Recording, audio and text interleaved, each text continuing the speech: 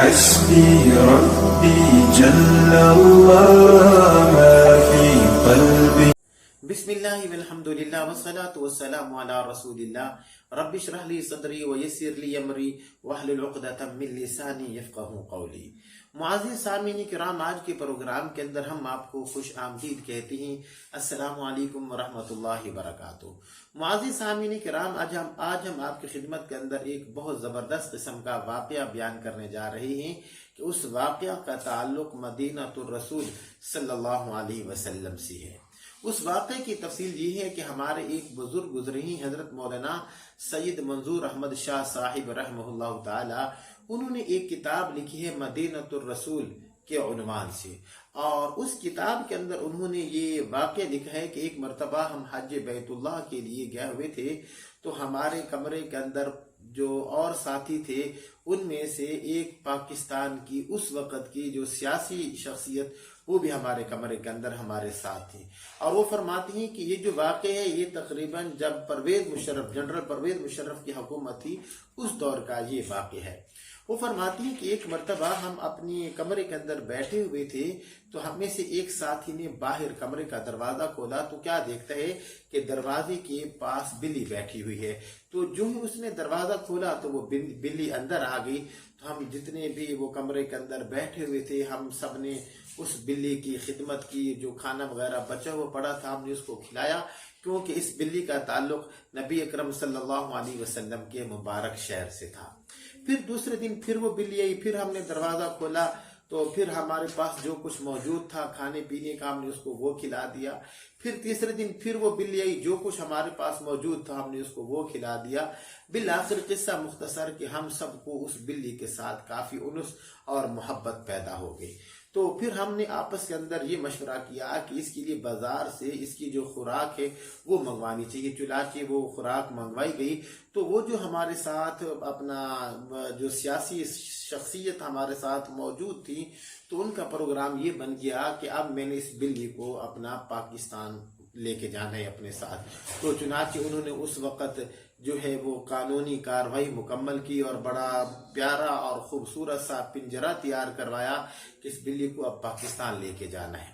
تو وہ بزرگ فرماتی ہیں کہ جب ہمارا آخری ٹائم آیا اور ہم واپس آنے لگے تو میں نے سوچا کہ چلو الوداعی سلام کرنے کے لیے چلے جاتے ہیں.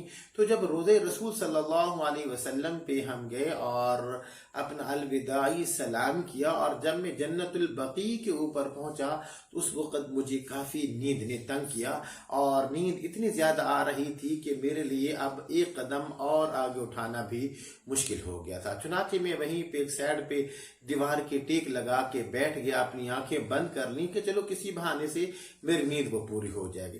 وہ فرماتی اس کتاب کے اندر کہ ظاہری تو میری آنکھیں لگ گئیں لیکن جو دل کی آنکھ تھی وہ کھل گئی، اور میں کیا دیکھتا ہوں کہ نبی اکرم صلی اللہ علیہ وسلم کی مجلس کے اندر میں دونوں ہاتھ باندھ کے بڑے باادب طریقے سے میں کھڑا ہوا ہوں. تو رحمت دو عالم صلی اللہ علیہ وسلم نے فرمایا، اے حاجی تم جیسے آئے تھے اللہ رب العالمین تمہیں اسی طرح واپس لے کے جائے گا، لیکن یہ کام کرو کہ اس بلی کو اپنے ساتھ نہیں لے کے جانا. تو وہ بزرگ فرماتی ہیں کہ میں نے کہا اے اللہ کے حبیب کیا میں بھی اپنے ساتھ لے کے نہیں جا سکتا؟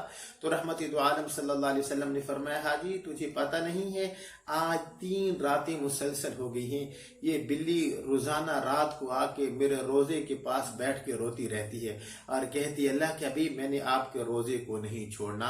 اے اللہ کے حبیب اگر میں پاکستان چلی گئی تو مجھے وہاں پہ یہ روزہ یہ پیاری جالیاں یہ مجھے نظر نہیں آئیں گی. اے اللہ کے حبیب اگر ہو سکتا ہے تو آپ کسی طریقے سے میری جان بخشی کروا دیں اور میں پاکستان جو ہے وہ کسی صورت میں نہیں جا سکتی. تو وہ جو حضرت ہمارے بزرگ تھے حضرت مولانا منظور احمد شاہ صاحب رحمہ اللہ تعالی، وہ فرماتے ہیں کہ اس وقت میری آنکھ کھل گئی، اور اس کے بعد پھر ہم نے اپنا ارادہ ملتوی کر دیا کہ اب اس بلی کو ہم نے پاکستان لے کے نہیں جانا بلکہ ہم نے اس بلی کو یہیں پہ رہنے دینا ہے. یا ربی صلی وسلم دائما ابدا علی حبیبک خیر الخلق کلہم۔